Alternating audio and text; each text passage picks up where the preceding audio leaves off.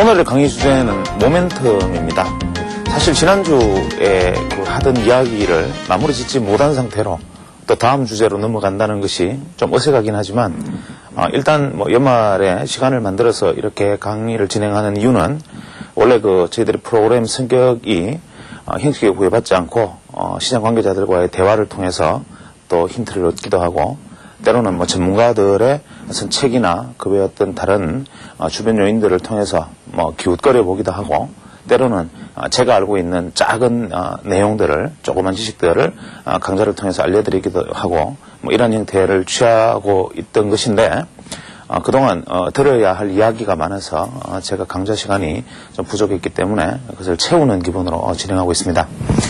일단 내년부터는 오늘 지금 진행된 지난 3시간 동안 진행되는 이 강좌를 제목으로 삼고 다시 그 안으로 들어가서 깊이 있는 이야기의 강의 주제를 다시 잡고 들어가 볼까 하는 생각입니다. 그래서 다소 이야기가 조금 이렇게 건너뛰면서 주제 중심으로 움직이더라도 내년부터는 좀 더 본격적인 강의 시간을 늘려서 해결해 볼 생각이기 때문에 혹시나 그 부분에 대해서 질문이 있거나 의문사항이 있으면 언제라도 또 새로운 답변을 주셔도 질문을 주셔도 기꺼이 거기에 대해서 대답을 하겠습니다. 원래 오늘의 주제 모멘텀 이것은 원래 주식시장에서 가장 이제 화두가 되는 내용이지요. 가장 중요한 보통 사람들이 모멘텀이 어떻다, 현재 시장의 모멘텀이 약화되고 있다, 강화되고 있다, 이런 이야기들을 많이 하고 있고 이것을 굳이 다른 말로 풀어 쓰자면 다들 아시겠지만 힘의 세기 이렇게 표현할 수 있겠습니다. 여기서 말하는 힘의 세기라는 것은 무엇이냐라는 것을 이제 우리가 철학적으로 생각해 보면 주식시장에서는 두 가지가 중요합니다. 하나는 시장의 어떤 방향성을 맞추는 것이 가장 중요하겠죠. 시장이 오르면 오른다, 내리면 내린다. 내리면 매도 포지션 내지 현물 투자자는 청산을 하고 오를 것이다 라는 생각이 들면 일단 매수를 하는 포지션으로 갈 수 있는데 그 오르는 힘이 만약 약하다면 설령 오르는 방향을 맞다 손치더라도 실제로 수익을 낼 수 있는 기대 수익이 적고 오히려 리스크를 안게 되는 상황이 되기 때문에 방향성에 더해서 이 방향성으로 가더라도 이 힘의 세기가 과연 얼마나 세냐 하는 것을 모멘텀이라고 표현할 수 있는데 이 모멘텀의 가장 큰 문제는 뭐냐면 이미 시장이 이렇게 방향을 잡아서 강하게 나면 이게 모멘텀이 강했다 이런 표현을 할 수 있고 또 이렇게 시장을 방향을 잡아서 가고 나면 모멘텀이 약했다 이렇게 얘기를 할 수 있는데 항상 시장에서 가장 문제가 되는 것은 우리가 이제 후행성의 문제죠. 그래서 보통 모멘텀이 강할 것이다. 예를 들면 시장을 예측을 한다면 주식시장은 상승할 것으로 생각이 되고 아울러 모멘텀이 강할 것이다. 이것이 최선의 정답이 될 것이고 하락할 것으로 예상되고 또 아울러 모멘텀이 강할 것이다. 이것이 매도 포지션에서는 최선의 예측이 될 것인데 그러면 주식시장에서 필요 충분 조건이 되는 즉 방향과 그 다음에 강할 것이다, 약할 것이다의 예측. 이 두 가지가, 보통 우리가 주식을 예측하는 분들이 혹은 주식을 공부하는 사람들이, 항상 노력해 왔지만 결국 해답을 찾지 못한 화두다 하는 점에서는 분명합니다. 예를 들어서 주식시장의 방향성을 예측하는 것도 해보면 그리 쉽지 않았고, 아직까지 유사일에 주식시장의 방향을 예측한 사람은 아무도 없다. 심지어는 펀드 매니저가 원숭이보다 못하다. 이런 얘기가 나온다면 이 모멘텀 역시도 그러할 텐데, 우리가 주식시장에 대한 방향성을 예측하는 여러 가지 방법들이 수도 없이 나와 있지만 이 모멘텀을 예측하는 방향성의 지표들은 모멘텀의 지표들은 우리가 흔히 이제 가장 손쉽게 알 수 있는 방법이 일반적으로는 보조지표를 이용하는 방법입니다. 여기서 말하는 보조지표라면은 좀 더 전문적인 내용, 다음 내년부터는 제가 보조지표에 대한 어떤 새로운 해석이라는 제목으로 진행을 해볼 계획을 가지고 있습니다. 예를 들면 RSI, 스타캐스틱 이런 것들이 일반적으로 알려져 있는 것은 이렇고 보통 서적에서 이렇게 알려져 있지만 실제적으로 이것의 배경과 활용과 철학적인 내용 혹은 그 안에 감추어진 어떤 활용은 이런 것이다라는 얘기를 해보고 싶지만 거기에 대한 것을 다 이야기할 수는 없지만 일단 그것은 미루기로 하고 우리가 보조지표에서 모멘텀을 알 수 있는 방법은 우리가 보통 ADX, 트릭스, MACD, 이러한 지표들이 가장 보편적인 지표들이 아닐까 생각을 합니다. 이런 DI, 뭐 이러한 지표들이 가장 보조 모멘텀을 알려주는 중요한 지표라고 해당이 되는데, 우리가 그럼 보조 지표라는 관점, 우리가 예를 들어서 주식시장에서 뭐라고 이야기를 하면 보조 지표, 주식시장에서 뭐라고 이야기하면 지표, 이렇게 떠올리는 것은 뭐냐면, 소위 말하는 비계량적인 부분을 우리가 계량화해야 한다는 어떤 신비감 내지는 계량화가 가능할 것이다라는 어떤 믿음이 주는 어떤 방식들이 우리가 만들어낸 습관들이지요. 그러나 실제로 주식시장에서 이런 어떤 비계량적인 것들을 계량화하는 것이 옳으냐 안 옳으냐의 그 부분은 논외로 치고, 제가 일단 말씀드리고자 하는 것은 이러한 지표적인 부분들은 다음으로 미루더라도 모멘텀에 대한 개념을 기본적으로 이야기를 해보자는 것입니다. 뭐 예를 들어서 이런 것이죠. 뭐 굳이 이제 삼국지 이야기를 들면 제갈공명이 이 적벽대전에서 뭐 다들 아시는 이야기죠. 적벽대전에서 그 11개를 써서 조조군사의 배들을 묶어놓습니다.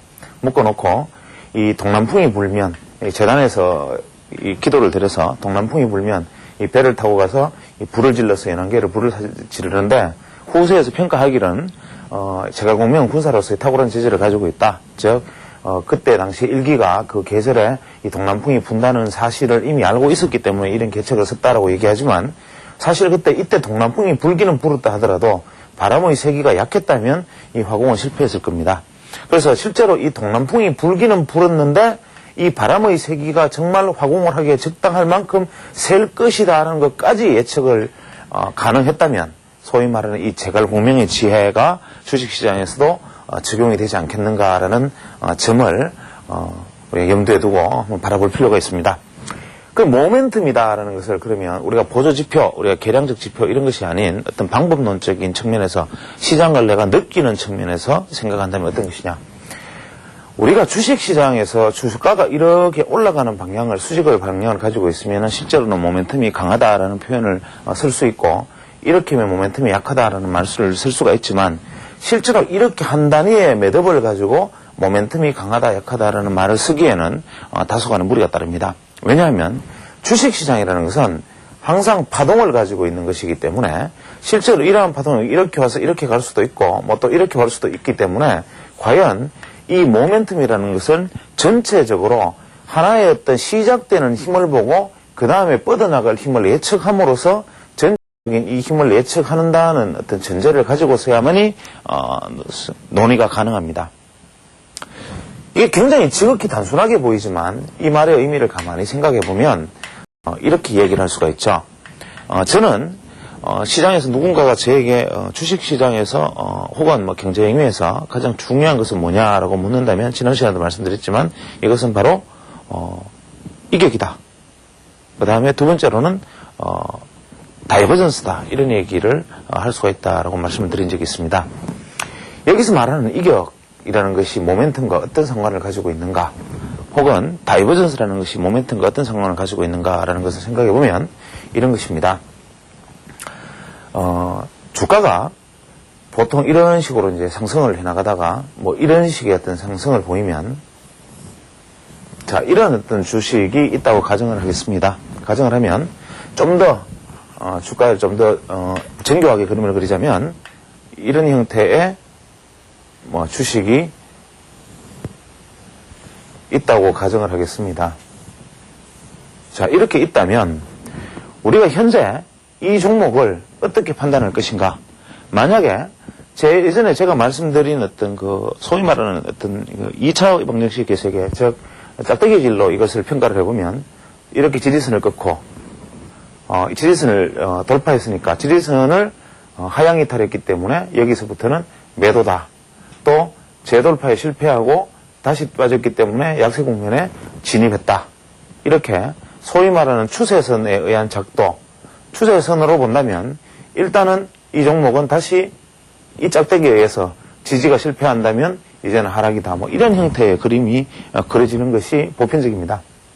두 번째, 파동이나 패턴에 관심이 있는 분이라면 이것은 1차 상승 이후에 깃발형의 어떤 상승 삼각형의 패턴, 뭐 이러한 형태를 보이고 있기 때문에 이 삼각형의 높이만큼의 상승이 앞으로 이어질 가능성이 크고, 따라서 여기에 돌파할 때는 강력 매수 국면이다. 뭐 이러한 어떤 패턴이나 파동의 관점에서 이렇게 읽는 분들이 있을 것이라고 생각합니다. 그런데 우리가 소위 말하는 모멘텀이라는 관점에서 놓고 본다면 모멘텀은 이런 어떤 뭐 추세선, 파동론, 패턴 뭐 이러한 문제가 아닌 시장의 힘을 그대로 우리가 느낀다라는 것이죠. 예를 들면 바람이 분다, 동남풍이 분다, 공명이 제사를 지내는데 바람이 귓전을 때리면 이게 동남풍이다. 이걸 알았지만 공명은 지금 여기서 화공의 공격에 나팔을 울리지 않았을 거라는 것이죠. 최소한 이 바람의 강도가 내 머리카락을 날리고 옷을 날릴 정도의 강력한 힘을 가지고 있다는 것을 느낀 다음에 조조의 분사를 행해서 이제 화공의 진군의 나팔을 울렸겠죠. 이 모멘텀이 바로 그런 것입니다. 이 상태에서 상승을 한 것은 주 평균선으로부터 이 정도까지의 이격이 가능했을 것이고, 여기서 보면은 여기서는 이 정도의 이격이 가능했으니까 이럴 경우에 이동평균선은 막 이러한 형태의 이동평균선을 취하겠지만, 여기서 이것이 거리가 얼마나 더 높아졌는가를 보면 처음에 이동평균선으로부터 이렇게 멀어지는 거리들을 우리가 보통 이격도라고 평가를 합니다. 예를 들면 HTS 차트에서도 보면 이격이 뭐 105다, 뭐 110이다, 120이다 이런 얘기들이 있고 실제 이격도로 이것을 발견할 수도 있습니다. 우리가 보편적으로 이격의 개념은 어떻게 받아들이느냐 하면은 이격이 이동평균선으로부터 이격이 뭐 20일 이동평균선의 이격이 120이다. 이러면 과거의 이격도를 보면 이렇게 이격을 만약에 100을 기준으로 잡고 이격이 이렇게 가면 이격이 높은 자리에서는 항상 조정을 보였으니까 지금 주가가 이격이 과거에보다 훨씬 높은 125의 이격을 보이고 있으면 과열이다. 주식시장은 지금 현재 과열 국면에 있기 때문에 일단은 조정이 예상된다. 빨리 팔아야 된다. 또 조정을 보이면 이렇게 이격이 아래쪽으로 막 가고 있기 때문에 또 과거로 봐서는 이격이 이렇게 벌어졌을 때는 이것은 주가는 반등할 가능성이 높다. 이렇게 해서 이격이라는 것을 이동평균선으로부터 주가가 멀어지면 다가올 것이다. 멀어지면 다가올 것이다. 라는 거. 혹시 이동평균선으로부터 이렇게 멀어지면 다가올 것이라는 것을 이용하는 원리이지요. 그런데 이렇게 주가가 이동평균선으로부터 멀어지면 다가올 것이다 라는 이러한 생각들은 기본적으로 이동평균의 이격이라는 것을 평균 100이다 라는 것을 수평선으로 긋고 보기 때문에 나타나는 현상입니다. 무슨 얘기냐면 우리가 20일 이격을 보면 20일 이동평균선, 60일 이격을 보면 60일 이동평균선 이런 부분들은 20일 이동평균선은 주가가 상승하면 이렇게, 5일 이동평균선은 이렇게, 60일 이동평균선은 이렇게, 120일 이동평균선은 이렇게 와 있다면 현재의 주가가 여기라면 120일 이동평균선으로부터 이격은 얼마, 60일은 얼마, 20일은 얼마 이렇게 수치가 나타날 텐데 이것을 이동평균 값을 중간에 놓고 거기서부터 벌어진 값을 중심으로 이격을 바라보기 때문에 우리는 이것을 단순하게 이격의 높낮이만 보고 이격의 과열과 침체만 바라보는 것이죠. 그렇지만 실제로 이격의 가장 큰 함정은 무엇이냐면 실제로 중심이 되는 이동평균선은 옆으로 수평선이 아니라 이렇게 누워있고 곡선화되어 있다는 것이죠. 이렇게 곡선화되어 있는 이동평균선을 수평선의 기준값을 두고 거기서로부터 주가가 벌어진 값만 높낮이를 보기 때문에 과열과 침체의 시각으로밖에 이것을 바라보지를 못합니다. 이야기가 조금 옆으로 바깥쪽으로 세어버린 감은 있지만 그렇다면 제가 이격에서 봐야 한다라고 말씀드리는 것은 무엇이냐면 오히려 이격이 확대되느냐 축소되느냐의 부분이라는 것이죠. 예를 들면 현재 이 상황이라면 자 이렇게 그림을 그려놓은 상황에서 아까 말씀드린 대로 파동론이나 그 패턴의 입장에서는 삼각형 패턴이니까 언제 이것을 돌파하느냐의 여부만 관찰하고 있다가 돌파하면 매수할 준비만 하고 있을 것이고 이 짝대기질을 잘하는 사람들은 지금 약세 국면에 도달했기 때문에 다시 돌파해 나가지 않는 하는 약세 마인드를 가지고 있을 것이고 또 다른 방식으로 보는 사람들은 다른 이유를 가지고 보겠지만 우리가 소위 말하는 모멘텀이라는 관점에서 이것을 본다면 현재 이것은 굉장히 주가에서 부정적인 상황을 만들어주고 있는 것이죠. 이유는 무엇이냐면 이 이동평균선으로부터 멀어지려는 힘이 지속적으로 확대되다가 더 이상 확대되지 않고 갇혀버리는 현상. 쉽게 말하면 주가는 전고점을 돌파해버려 있지만 주가는 전고점을 돌파하고 신고가를 형성하고 있지만 실제로 이 이동평균선으로부터의 이격은 더 이상 확대하지 못하는 현상. 예를 들면 이것을 우리가 수평적인 이격도라는 관점에서 놓고 본다면 이격이 이러한 형태로 움직이다가 이격이 이렇게 가는 현상. 이격은 낮아지고 있고 주가는 높아지고 있는 현상. 이것도 넓은 의미에서는 다이버전스라고 볼 수가 있지요. 이러한 것들을 우리가 실제로 모멘텀의 힘의 실체라고 볼 수 있습니다. 다시 설명을 하면 주식은 기본적으로 약속입니다. 컨센서스. 시장의 모든 사람들이 약속을 했습니다. 어떻게 약속을 했느냐 하면 우리가 주식시장에서 뛰어들어서 나 혼자의 생각만으로 내가 움직이는 것처럼 보이지만 대중이라는 것은, 군중이라는 것은 암묵적인 묵계에 의해서 벗어나지 않는 허용의 범위라는 것이 존재한다 이것이지요. 예를 들어서 우리가 주식이라는 것이 이렇게 막 오르는 것 같지만 이 주식이라는 것이 그래도 이 이동평균으로부터 대충 얼마 정도 벗어나면 이 이동평균이라는 것은 뭘 의미합니까? 이것을 우리가 단순히 이동평균 이러한 이름을 붙여놓고 본다면 이게 무슨 신기한 잣대인가라고 생각을 하겠지만 제가 지난 시간에 말씀드렸다시피 이동평균이라는 것은 그 시장의 평균적인 가장 많은 사람, 출발 동서남북 가면 제일 많은 사람이 쓰는 지점, 가장 많은 사람들이 거래를 한 지점, 매수자와 매도자가 가장 많이 일치되어 있는 평균 지점, 이 평균 지점, 즉 쉽게 말하면 시장에 우리가 사회 속에서도 마찬가지입니다. 보편적으로 모든 사람들은 이렇게 살아가는데 대부분의 사람은 이렇게 살아가는데 어쩌다가 기인들은 보면은 뭐 산속에 들어가서 뭐 솔잎을 따먹고 그냥 뭐 살기도 하고 또 어떤 사람들은 보면 뭐 황제 다이어트 한답시고 고기만 먹고 살기도 하고 뭐 이러한 기행들을 하지만 이렇게 기행들을 하긴 하지만 그래도 그 솔잎을 따먹든 벌꿀을 따먹든 어쨌거나 간에 그래도 먹고 산다라는 기본적 원칙을 벗어날 수 없고 고기만 먹고 다이어트를 하든 치즈만 먹고 다이어트를 하든 어쨌거나 이 사람도 먹고 사는 것은 다름없다. 또는 대부분 사람들이 뭐 화를 낸다 하더라도 다른 사람에게 좀 극단적인 경우로 화를 낼 사람 중에 좀 되게 극단적인 사람은 몽둥이로 사람을 때리는 경우는 있어도 화가 좀 난다고 해서 사람을 칼로 찌르는 사람은 이 일반적인 사회적 약속의 범위를 벗어나는 사람이죠. 바로 주식이라는 것이 그때 우리가 어떤 식으로 나를 약올리면 우리가 사회 속에서 어떤 사람이 나를 약올렸을 때 요만큼 약올리면 주먹으로 때리고 요만큼 3번 약올리면 몽둥이로 때리고 여기서 좀 더 약을 올리면 칼로 찌르겠다. 이런 교육을 받은 적도 없고 이런 컨센서스를 우리가 대중이 약속을 한 적도 없지만 우리는 대중은 느낍니다. 신문기사를 보다가 누가 공중전화 오래 건다고 몽둥이로 팼다. 그러면 쩌쩌쩌 혀를 찹니다. 그런데 공중전화 오래 건다고 칼로 찔렀다. 이거는 모든 사람이 경악을 할 만한 밖으로 튀어나갈 만한 사건이지요.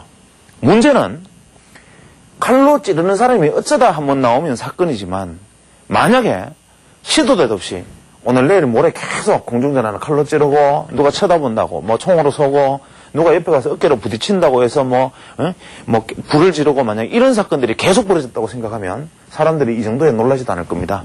그때는 화가 나다 보면 총 맞을 수도 있어. 공중전화 오래 걸면 총 맞을 수도 있어라는 컨센서스가 이렇게 생겨버립니다. 그 다음에는 대부분의 사람들은 이제는 누가 화가 나면 나는 우리 동네에 불을 질러 이런 정도나 돼야 놀라겠죠. 이런 것이 바로 컨센서스지요. 이게 바로 우리가 말하는 소위 말하는 모멘텀의 실체입니다. 주식시장이라는 것도 우리가 교육받은 적 없고 가르쳐준 적 없고 아무것도 해온 적은 없지만 소위 말하는 가장 많은 사람이 사왔던 이 지점, 이 평균값으로부터 이 주가가 일정 부분 멀어지면 심리적으로 너무 많이 멀어졌다라는 것이 나도 모르게 투자자들로부터 느껴지는 약속되는 지점이라는 거죠. 이것은 대부분의 사람들, 소위 말하는 일반적인 투자자들은 다 같이 이쯤 벌어지면 이건 조정이 필요해, 좀 쉬어야 된다. 아무리 용기가 있는 사람도 이 지점에서는 도저히 살 수가 없다. 이런 지점이 있고 이 이동평균선으로부터 떨어지면 지나칠 정도로 떨어졌다. 이 이상 떨어지기는 곤란하다. 이런 식의 컨센서스가 형성되면서 매수 세력이 등장하기 시작합니다. 그렇기 때문에 주가는 오르고 내리고 하는 것이죠. 그런데 주식은 이 모든 주식이 이렇게 움직이는 것이 아니라 어떤 주식은 이 이동평균으로부터 이렇게 움직이는 종목이 있고 또 이동평균으로부터 이렇게 움직이는 종목이 있고 어떤 종목은 이동평균선을 따라서 이렇게 움직이는 종목도 있습니다. 또 실제로 멀어지는 것은 그러하다 하더라도 우리가 주가가 만약에 이런 식으로 막 급등을 해버리는 주식이 있다고 가정하면 우리 이동평균이 이렇게 따라올 힘이 없이 약속된 지점은 이 정도인데 이 격은 이 정도였는데 이 밖으로 나간 것은 대부분의 우리가 컨센서스로 치면 비상식인데 여기서 매매가 이루어진다 이거죠.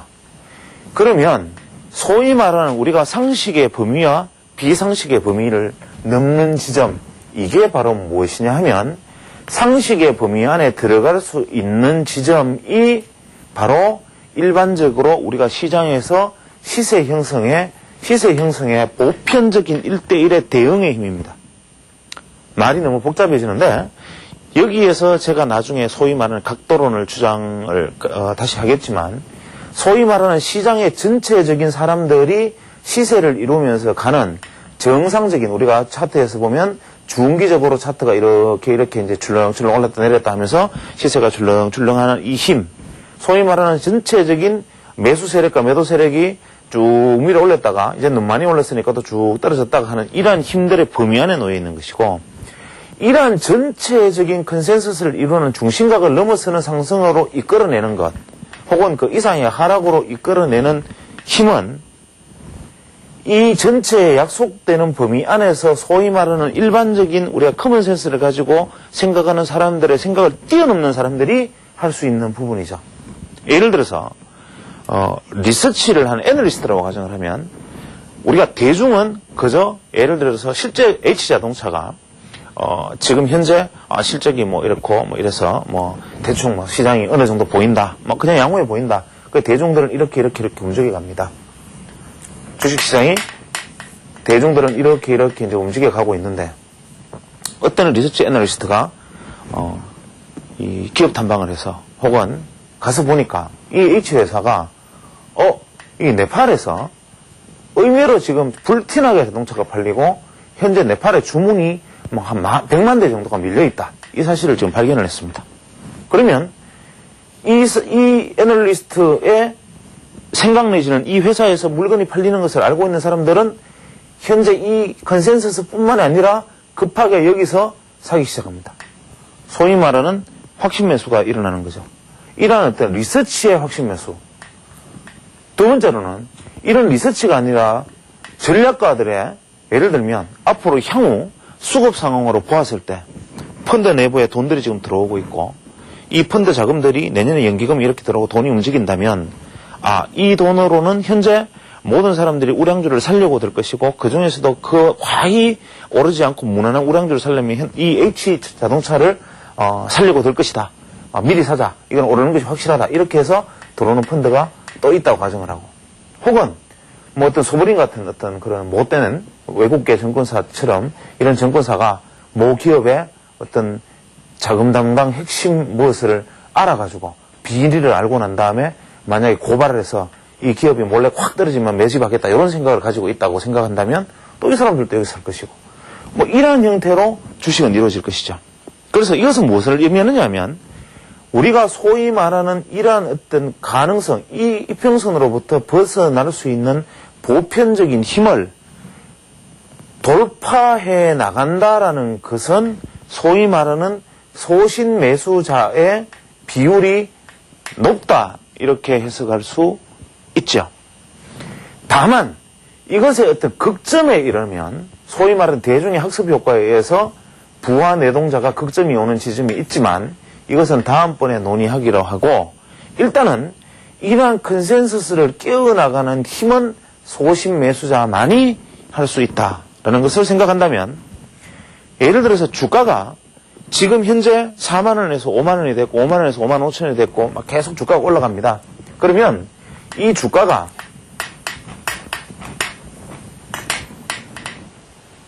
만 원짜리 주가가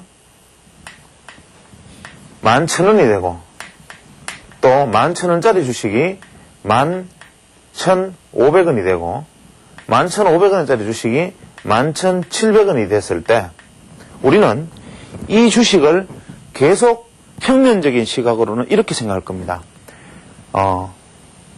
계속 고가를 경신하는 매일매일 신고가가 형성이 되는 종목, 소위 말하는 신고가. 신문에는 계속 모 종목이 현재 52주 신고가를 또 돌파하고 또 신고가를 끊임없이 경신하고 있는 종목, 이렇게 표현이 될 것이고, 또 을치기 분석가들은 뭐라고 이야기하느냐면 역대 이 종목의 이격은 110 정도였는데 현재 이평선 대비 이격이 103 정도밖에 되지 않으니까 아직까지는 충분히 상승 여지가 있다라고 또 어설픈 분석을 내놓을 것입니다.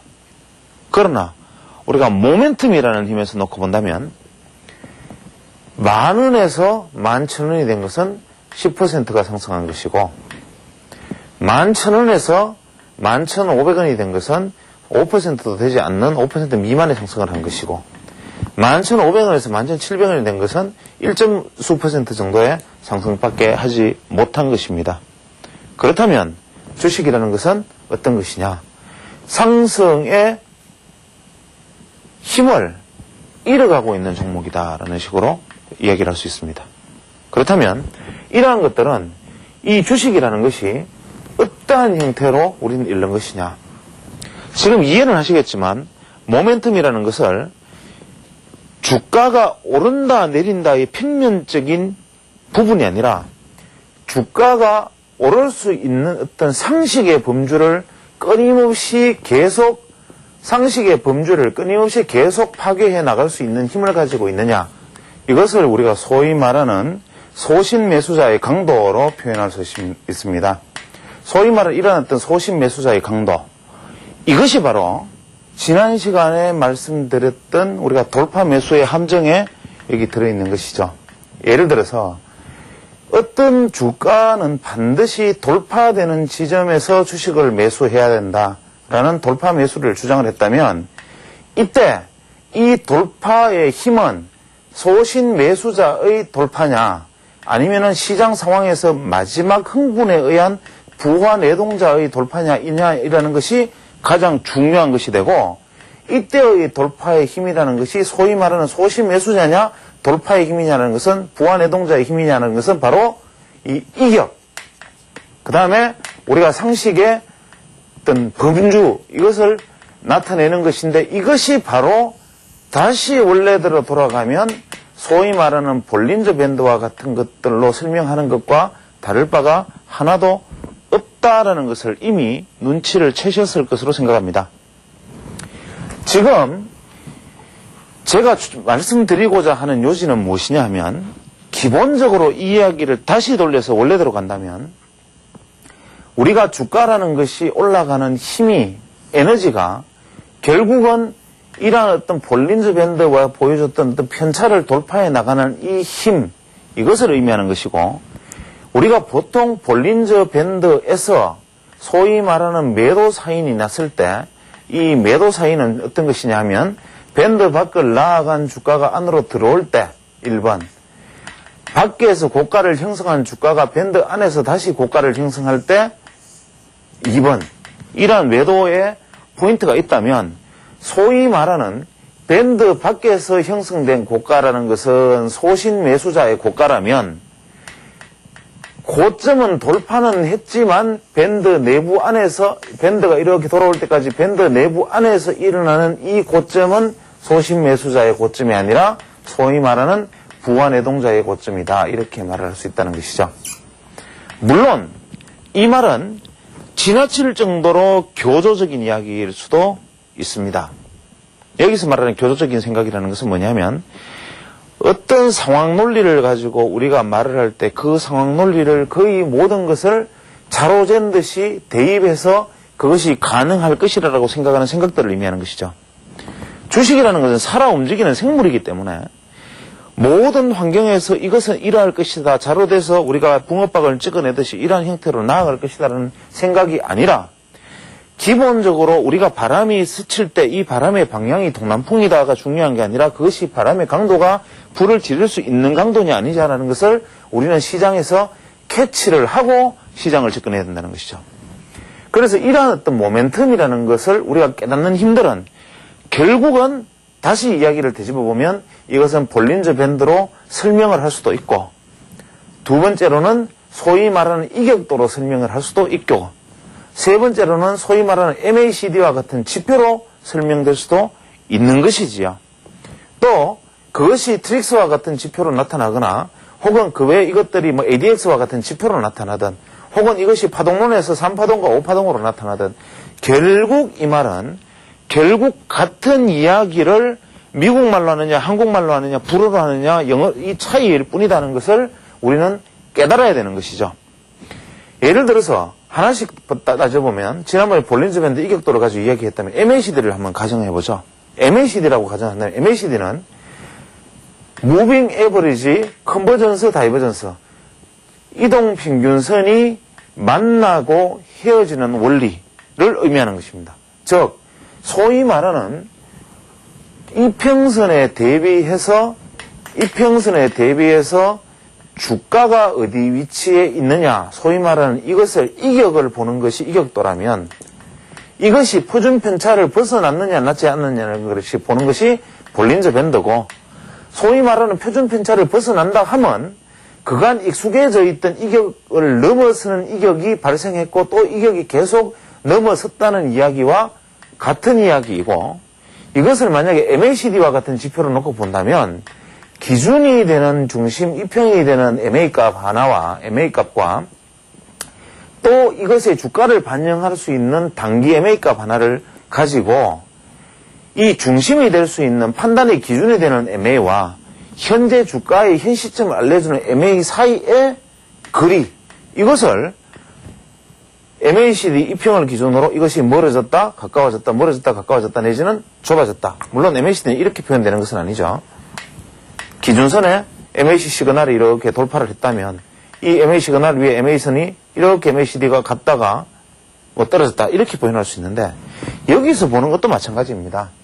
이 MACD 소위 말하는 평균값에서 이 두 가지가, 이 두 개의 이평선이 멀어지는 이 거리가, 실제로 우리가 MACD를 기준으로 보면 MACD는 0선을 돌파하면은 매수고, 또 여기서 100을 돌파하면 100%를 돌파하면은 뭐 매수고, 이러한 매도고, 뭐 이런 형태로 이야기를 하지만, 이 역시도 이 MA 시그널의 MA선이, 이 소위 말하는 MACD가 선이 이만큼 이격이냐, 이만큼 이격이냐, 이만큼 이격이냐가 중요한 것이죠.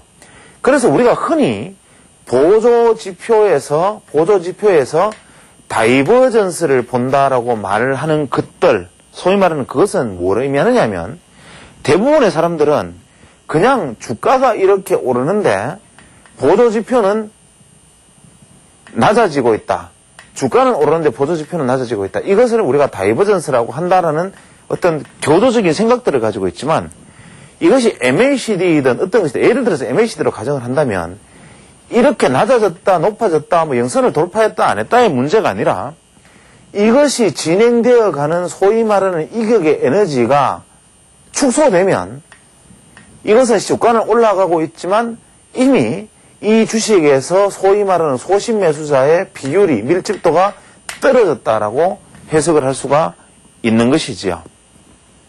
왜냐하면 최소한 소심 매수자의 비율이 떨어지지는 않았어도 소심 매수자가 주가에 부담을 느껴서, 현 주가에서는 부담을 느껴서 일단은 매수 의지가 약화되었다.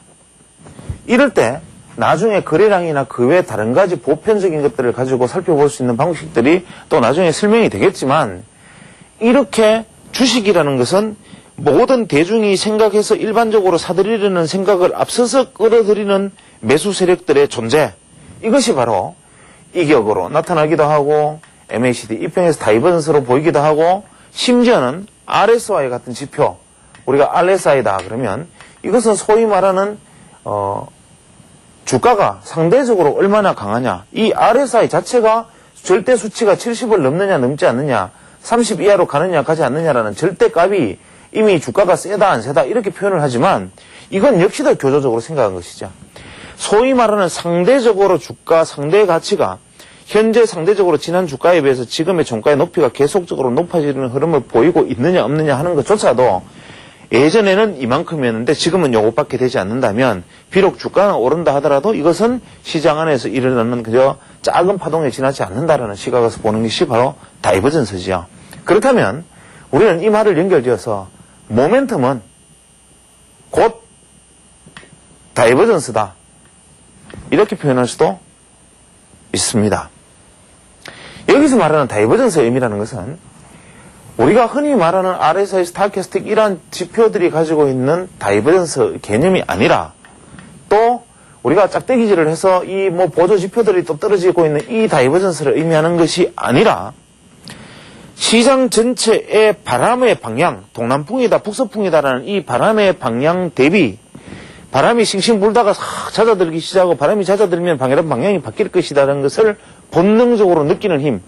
바람의 방향은 아까는 되게 셌는데 바람의 방향이 잦아드는 것을 보니까 이제 태풍이 끝나나 보다라는 것을 느끼는 힘, 이게 다이버전스라는 것이죠. 우리가 표면적으로 볼 때 주가가 분명히 올라가고 있고 시세가 상승하고 있음에도 불구하고 내가 이 힘의 강도를 표면적으로 봤을 때는 주가가 상당히 더 강한 힘을 가지고 있는 것처럼 보이지만 이것의 힘의 실체를, 에너지를 이해하는 관점에서 살펴보았을 때 힘이 약해 보여. 대부분의 사람들이 바람의 방향이 맞다고 흥분하고 있겠지만 내가 볼 때는 이 힘의 바람은 약해 보여 라고 생각하는 이 반대되는 생각, 이게 바로 다이버전스지요.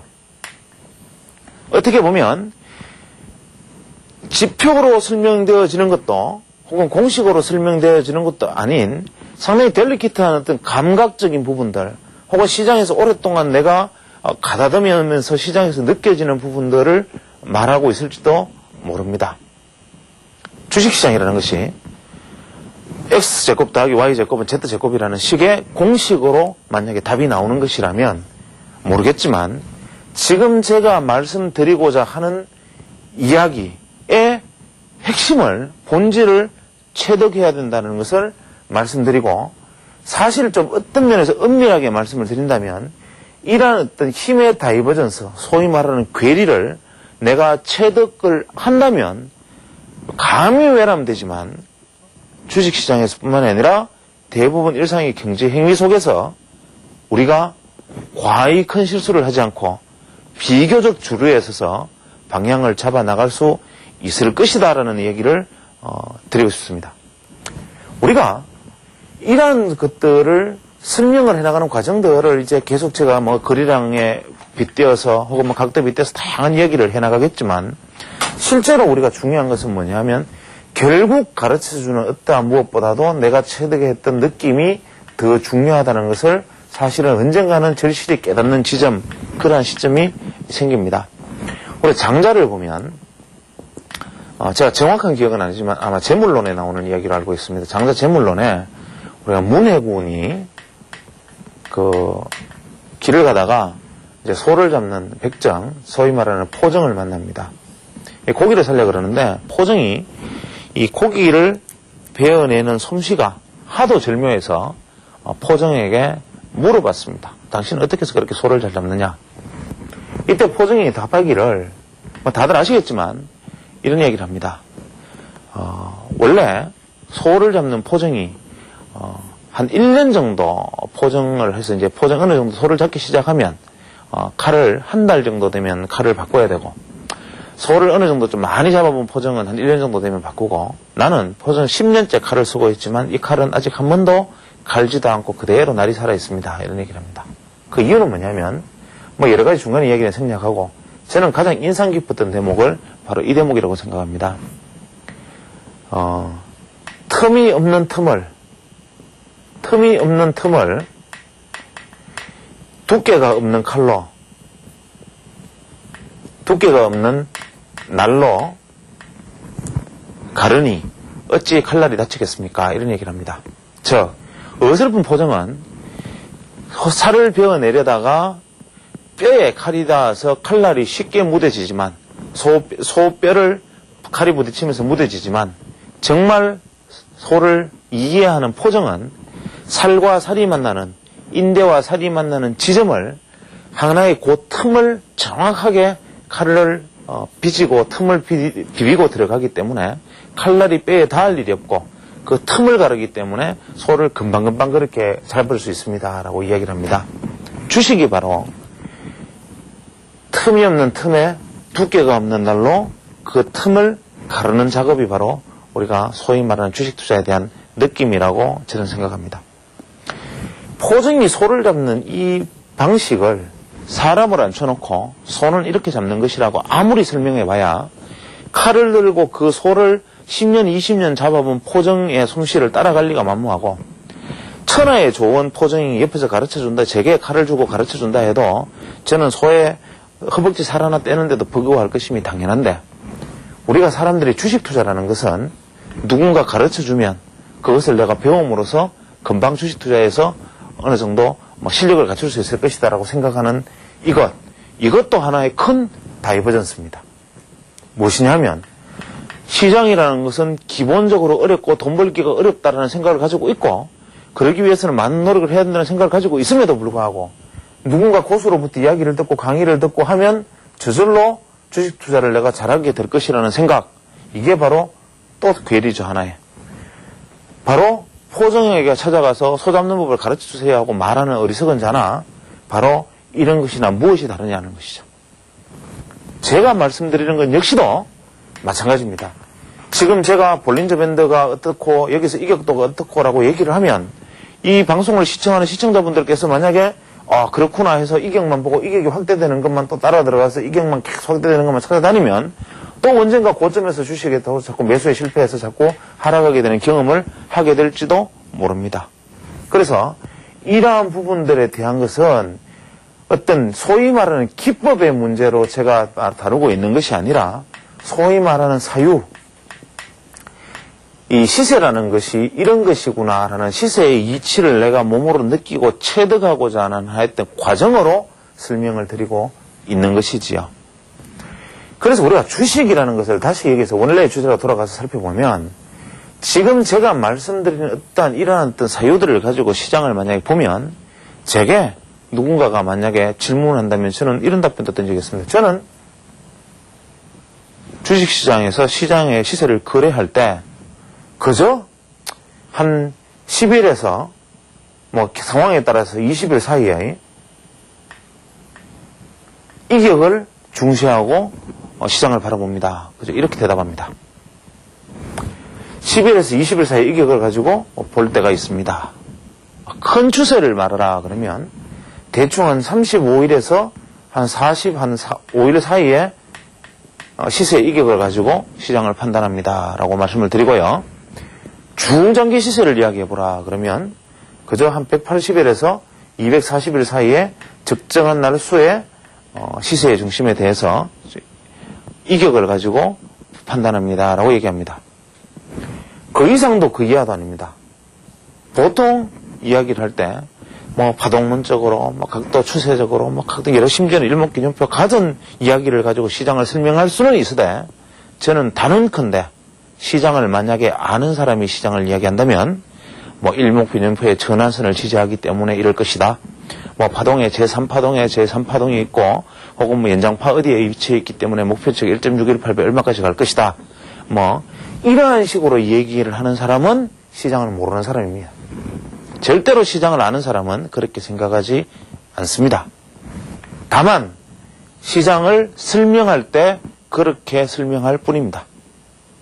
저 역시 시세라는 것을 제가 느끼고 깨달았을 때, 소위 말하는 시세를 느끼고 깨달았을 때, 예측했을 때 그것을 대중에게 설명을 하거나 다른 사람에게 시세를 이렇게 나는 판단한다라는 얘기를 할 때 그저 이 시세를 내가 느낀 것에 설명에 적합한 수단을 찾아서 뭐로 설명하면 좋을까? RSI 지표가 마침 여기 비슷하게 이렇게 고점 돌파해 나가는군. 현재 RSI 다이버전스가 저점에서 고점을 향하고 있고 이렇기 때문에 좋습니다. 혹은 지금 보니까 패턴이 돌파해 나가는구나. 그러면 시세가 지금 3파동에 지금 진입해 있고 이 파동이 장기적으로는 어떻기 때문에 앞으로 목표치가 얼마쯤 될 것으로 보입니다. 이렇게 설명을 할 수는 있을지 몰라도 실제로 판단의 알고리즘은 이것입니다. 라고 얘기를 합니다. 지극히 단순한 그저 이격이다. 여기서 좀 더 크게 나가면 이격의 다이버전스다. 소위 말하는 이격의 편기. 이것이 시세의 알파와 오메가이고 시세의 전부다라고 저는 감히 이야기합니다. 다만 여기서 감히 시세의 전부는 시세라는 것은 이격이고 그 이격의 돌파고 그 이격의 확대고 우리가 보통 대중이 가지고 있는 컨센서스를 뛰어넘는 무엇이고 그것을 보는 눈이고 그것이 돌파되는 지점이다 라고 이야기를 하면 그것이 볼린저 밴드 며칠선을 가지고 뭐 어디를 돌파하면 어디가 되겠구나 라는 식의 생각을 하면 안 된다라는 것. 이평선이 중요하다 그랬으니까 20일 이동평균선의 이평값을 20일 이평에 뭐 이격이 보고 뭐 110에서 115를 넘어가면 됐다, 안 넘어가지 않으면 됐다, 이런 식의 방법이 아니고 MACD가 중심선을 돌파했다, MACD가 편기가 생겼다 안 생겼다 이런 식의 생각이 아니고 전체적으로 소위 말하는 시세의 힘,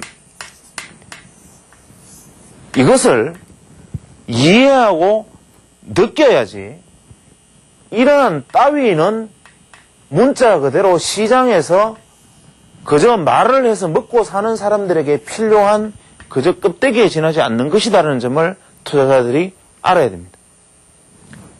그래서 주식 투자를 하는 대중은 혹은 땅을 사고 팔던 땅 투기를 하는 대중은 내가 현재 판단하고 있는 이 생각, 내가 놓여져 있는 눈, 현재 내가 접근하고자 하는 이 시세가 전체 대중의 약속된 범위 안에서 움직이고 있는 시세인가?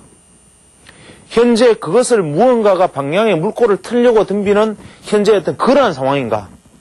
아니면 물꼬를 튼 사람들이 이미 이제는 이 시세를 이익을 실현해야 되겠다고 덤비는 지점인가라는 것을 본능적으로 캐치하고 깨닫는 안목, 바로 그것이 전부이지요. 저는 제가 지금 이 말씀을 드리면서 상당히 추상적으로 들리거나 혹은 솔깃하게 들리는 부분이 있을 거라는 것을 잘 알고 있습니다. 지금 이것을 강의를 해나가는 방식을 앞으로 내년부터는 좀 상세하게 한 개 한 개를 깊이 이야기를 해나가겠지만 제가 전달하고자 했던 전체 메시지는 어떤 것이다라는 것이 전달되었으리라고 봅니다. 의도적으로 아예 저는 원고 준비도 없이 얘기를 드리는 말씀을 드렸기 때문에 그 중에 겹치는 이야기가 있을 것이고 또는 했던 이야기가 반복될 수도 있겠지만 제가 드리고 싶은 주제는 10번을 반복해도 오히려 넘치지 않는다. 즉 시세는 모멘텀이다. 그것은 느끼는 것이다. 바로 그것을 주제로 설명을 드리고 있는 것입니다. 그래서 지금 제가 말씀드리고자 했던 주제들을 세부적인 어떤 부분들을 강론을 이해를 제가 쉽게 드리기 위해서는 어려웠겠고 총론적인 부분은 전달이 가능했지 않나 생각합니다. 이것을 진행할 때 항상 느끼는 점은 방송을 시청하시는 분의 눈높이인데 사실 그 눈높이를 조절하는 것이 상당히 어려운 일입니다. 그렇지만 제가 드리고자 했던 어떤 포괄적인 주제를 일단 말씀을 드렸기 때문에 지난 3시간 동안 드린 어떤 말씀을 저는 하나의 어떤 학습 목표 정도로 생각하고 다음 해부터는 이 부분들을 하나하나씩 풀어서 상세하게 생각을 담아서 피드백이 가능한 어떤 그런 강좌 형태로 진행을 해볼 생각입니다. 제 생각이 옳은지 틀린지는 저 역시도 알 바가 없습니다. 다만 저는 제게 주어진 시간을 통해서 그냥 그것이 제가 가지고 있는 생각들이 충실하게 남김없이 전달될 수 있기를 바라는 마음으로 충실하게 한 가지 한 가지 제 생각들을 전달해 드릴 생각입니다. 그 생각이 맞고 틀리고에 대한 판단은 여러분들 하시는 겁니다. 고맙습니다.